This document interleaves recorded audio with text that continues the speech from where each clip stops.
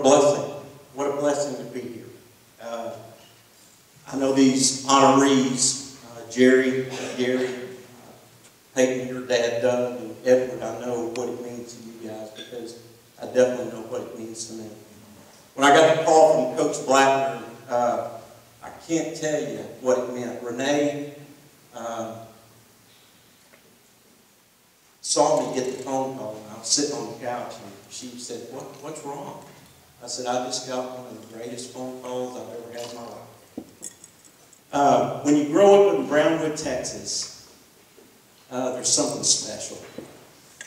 And not many people can really realize that unless you've either played for Coach Wood, Coach Southall, Coach West, Coach Blackburn, Coach Martin. Those men made a difference in all of our lives. And until you really feel that and see that, sometimes you don't realize the importance of it until you leave or move away. I want to tell you, as Dallas, I love listening to your voice. I listen to it in Midland on the computer every Friday night. I love it. I love it. I mean, I could go to see Midland High, Midland Lee, or Odessa Permian. No. I'm listening to the Brownwood Lions because I want to hear what our community is doing, because this community has made a difference in so many young men and young women in their lives, in their family. And I'm just excited to be a part of that. I'll tell you a few stories, and then hopefully I won't talk too long.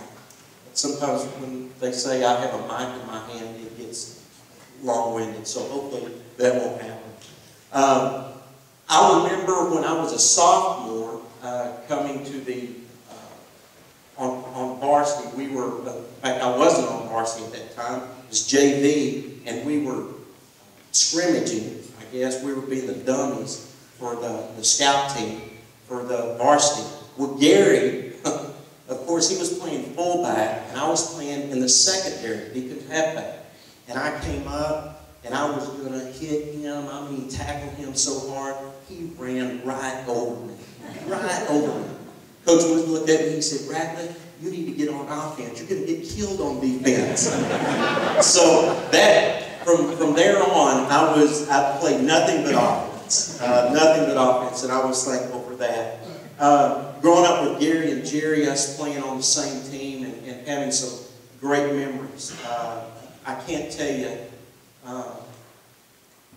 what was mentioned earlier about war and about what preparing young men to compete and to not quit and to never give up. Those things are definitely things that Coach Wood and all the coaches taught us. But of course, Jerry was definitely one of the toughest players ever. I felt very secure when he was on defense and knew that things were going to go well.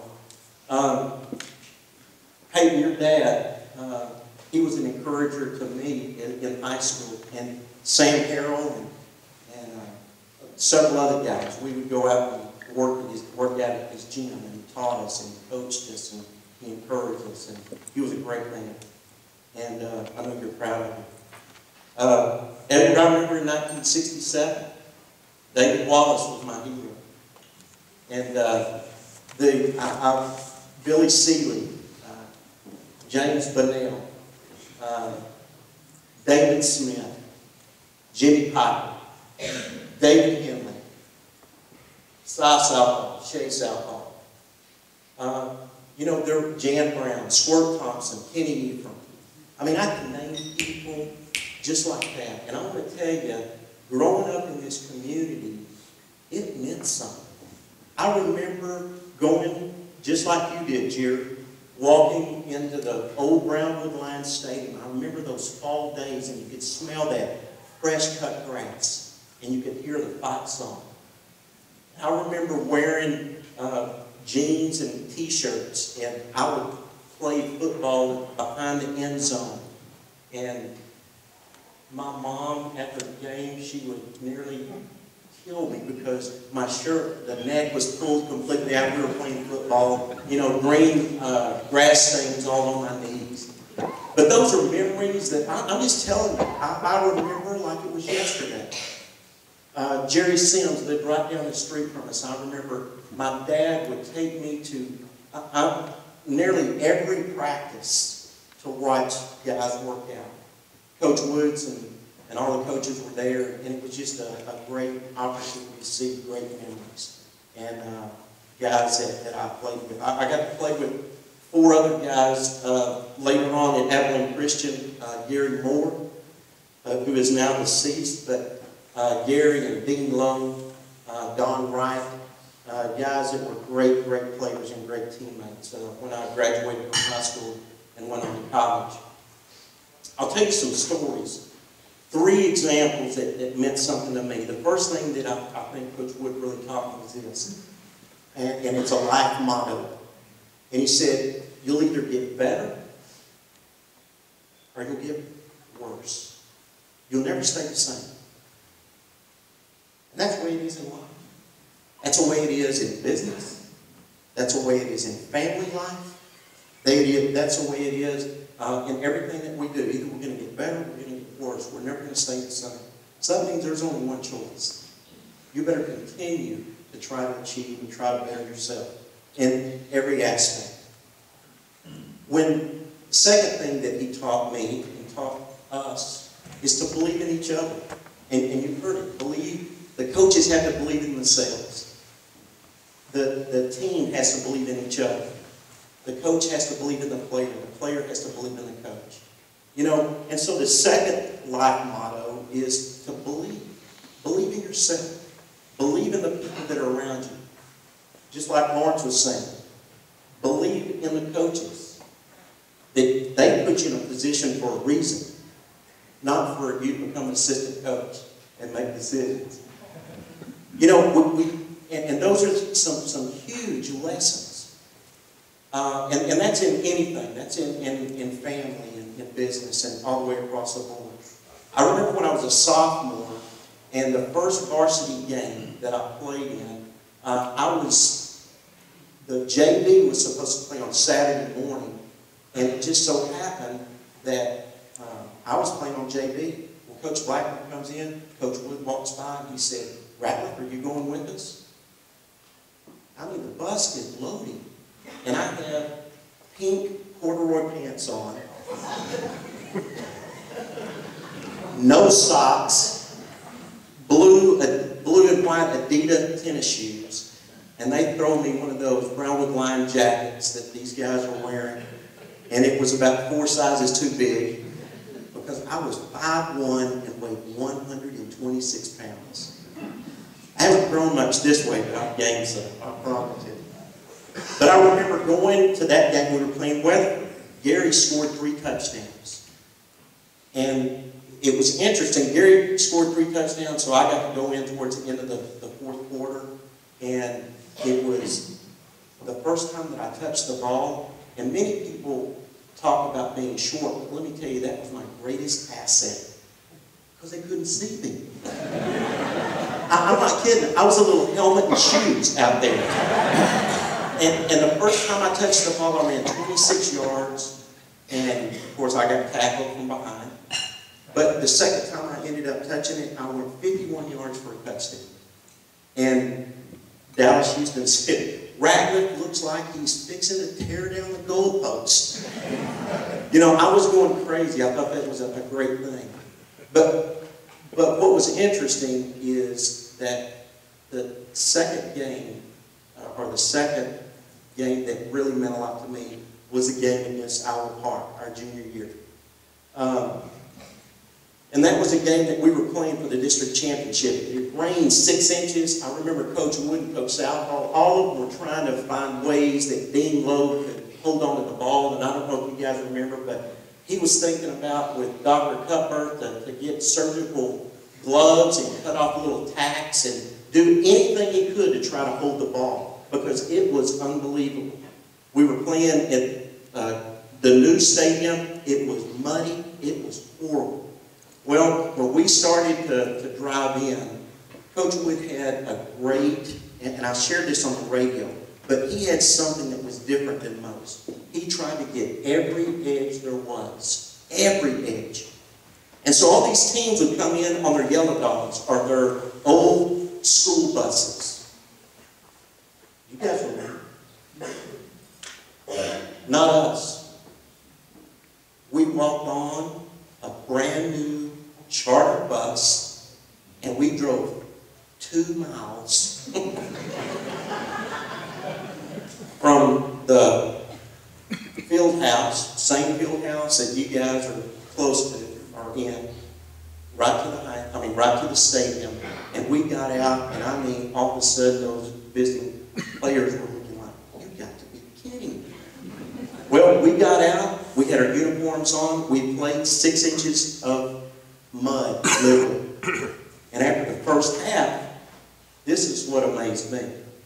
We go in at halftime, and we look like we got mud this thick all over our uniform. Coach Wood had clean uniforms in the lockers. And he said, "I want you to all change. All change." So we put on, I mean, perfect uniforms. We looked like we hadn't played it down.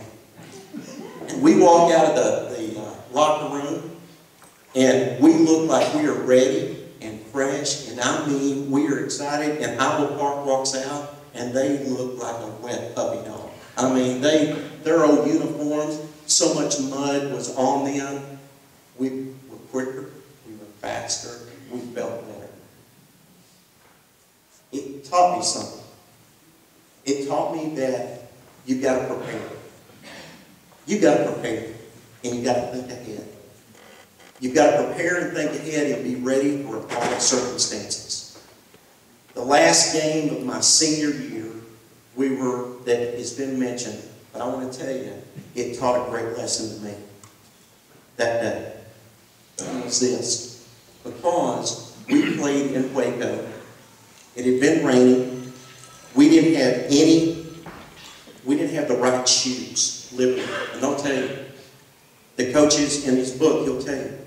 But the shoes that we had, myself and Johnny Steen, borrowed shoes from Baylor. And I wear a 7 or 7.5, and I got to wear a 9 or 9.5. But other than that, there was no way to stand up on that AstroTurf.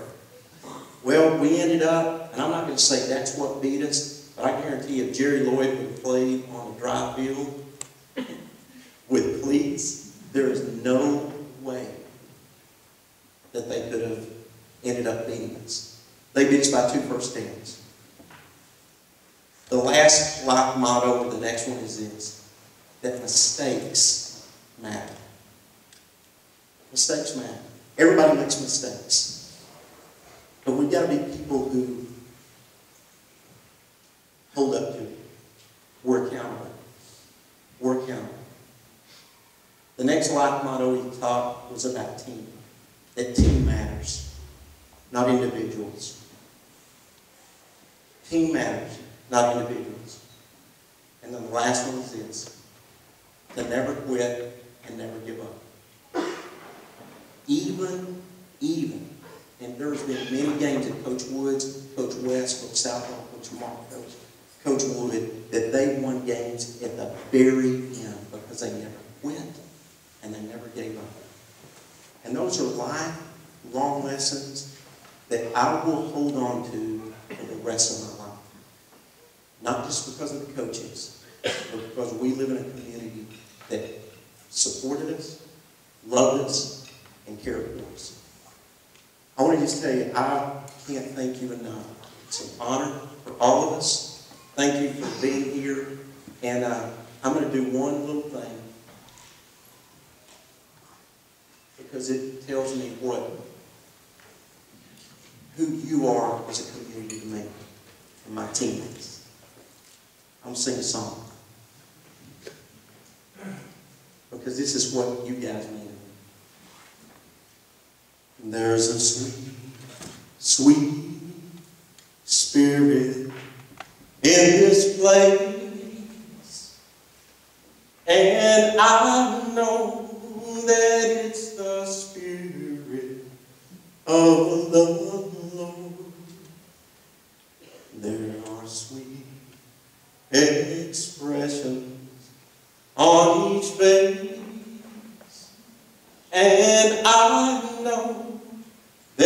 is the Spirit of the Lord.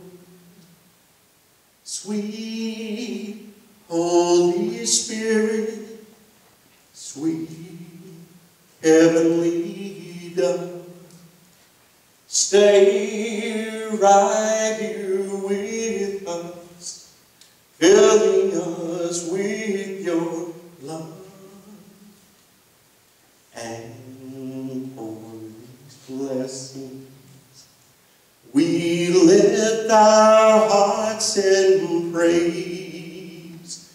Without a doubt, we'll know that we have been revived when we shall leave this